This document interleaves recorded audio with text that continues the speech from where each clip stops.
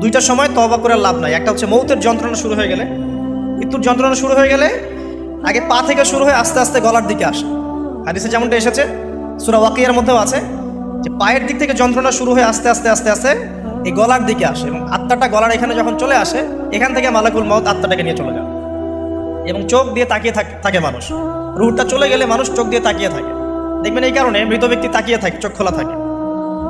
এবং তখন আসমান থেকে সিঁড়ি নামিয়ে দেওয়া হয়, ওই সিঁড়িতে করে আত্মা চলে যাচ্ছে, ও তাকিয়ে দেখে যে আত্মা চলে যাচ্ছে। এবং মানুষ মারা যাওয়ার পরে চোখ জীবিত থাকে অনেকক্ষণ।